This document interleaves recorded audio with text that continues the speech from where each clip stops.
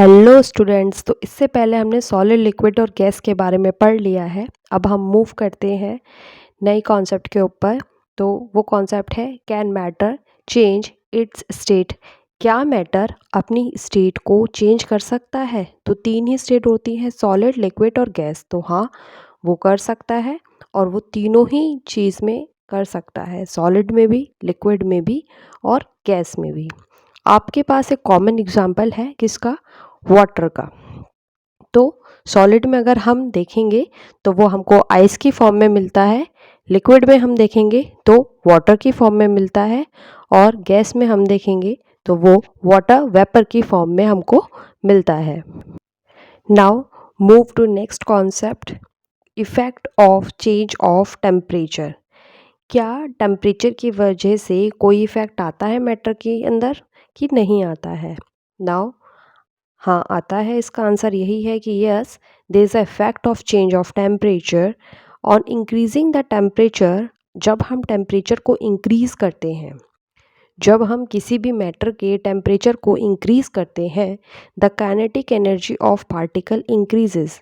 तो जो kinetic energy होती है पार्टिकल की, वो इंक्रीज़ करती है। मैंने पहले भी बताया था कि काइनेटिक एनर्जी जो होती है वो पार्टिकल के मूवमेंट में हेल्प करती है। ठीक है, जैसे टेम्परेचर बढ़ाएंगे तो काइनेटिक एनर्जी भी बढ़ती है। Now the particle start vibrating. अब जो है पार्टिकल्स वो वाइब्रेशन करना स्टार्ट कर देंगे।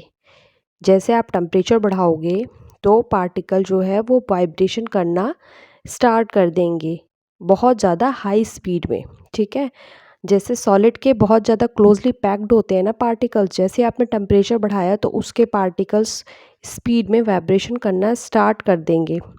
और जो हम हीट से एनर्जी दे रहे हैं मैटर को, ठीक है, जो हम हीट से एनर्जी दे रहे हैं मैटर को, वो ओवरकम कर जाएगी मैटर के फोर्स ऑफ अट्रैक्शन को। जैसे आपने मान लीजिए सॉलिड आइस रखी, ठीक है, एक बीकर में या एक कंटेनर में, आपने नीचे से गैस स्टोव ऑन किया तो वो लिक्विड में चेंज हो रही है। तो आइस के अंदर तो कॉन्स्टिट्यूएंट पार्टिकल बहुत ज़्यादा अट्रैक्शन ऑफ फोर्स होती है, लेकिन जब आपने हीट दी तो उसकी जो फोर्स ऑफ अट्रैक्शन है वो हीट से ओवरकम हो गई। अब मैं यहाँ पर एक छोटा सा डायग्राम बना देती हूँ।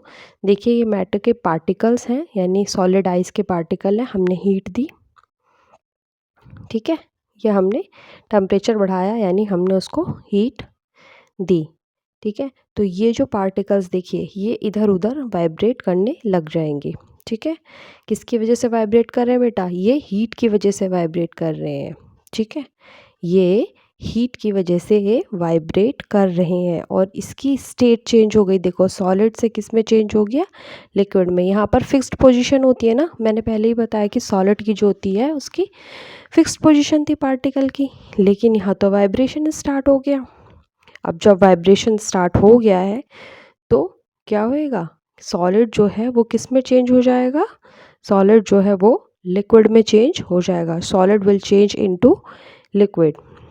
सो पार्टिकल जो है अपने फिक्स्ड पोजीशन को छोड़ देंगे। So particles leave fixed position and move freely, और वो फ्रीली मूव करने लग जाएंगे। आपको पता है कि कांस्टेंट पार्टिकल लिक्विड के ज़्यादा क्लोजली पैक्ड नहीं होते हैं, वो फ्रीली मूव कर जाएंगे। और अब इस लिक्विड को भी आप हीट दोगे तो फिर वो किस में चेंज हो जाएंगे? गैस में। अभी हम पहले सॉलिड से लिक्विड के बारे में पढ़ रहे हैं तो हम वही पढ़ते हैं। अब ये जो सॉलिड से लिक्विड में चेंज हुआ है, क्या इस प्रोसेस को कुछ कहा जाता है? क्या इसका कोई नाम है? हाँ, इसका एक नाम है जिसको आप बोलते हैं मेल्टिंग। आप अधिकतर बोलते हैं ना, फ्रिज में ट्रे रख दो, आइस मेल्ट हो जाएगी, केक को बाहर मत निकालो फ्रिज से, केक मेल्ट हो जाएगा। तो इस प्रोसेस को हम बोलते हैं मेल्टिंग। क्या बोलते हैं? जब सॉलिड से कोई भी चीज़ लिक्विड में चेंज होगी तो हम उसको मेल्टिंग बोलते हैं। अब मैं एक डेफिनेशन लिखवा रही हूँ, व्हाट इज़ मेल्टिंग। मेल्टिंग क्या है? कलर चेंज कर लेते हैं थोड़ा। The minimum temperature at which solid melts to become a liquid. जो मिनिमम टेम्परेचर किसी भी सॉलिड को चाहिए होगा मेल्ट होने के लिए, पिघलने के लिए, टू बिकम आ लिक्विड, कोई लिक्विड चीज़ बनने में। At atmospheric pressure is called its melting point, वो उस चीज़ का मेल्टिंग पॉइंट कहलाएगा। The minimum temperature at which solid melts to become a liquid, वो मिनिमम टेम्परेचर जब सॉलिड जो है वो मेल्ट हो जाएगा लिक्विड में एट एटमॉस्फेरिक प्रेशर, उसको हम बोलते हैं मेल्टिंग पॉइंट। तो आइस का मेल्टिंग पॉइंट क्या है?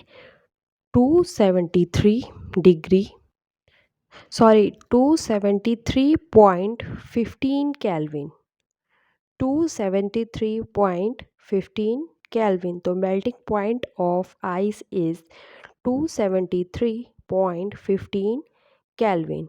अब बहुत बच्चे होंगे व्हाट इज़ एटमॉस्फेरिक प्रेशर। तो बेटा एटमॉस्फेयर में भी प्रेशर होता है क्योंकि एयर में भी वेट होता है, तो वो एयर जो है जो वेट लगाती है उसको एटमॉस्फेरिक प्रेशर बोलते हैं।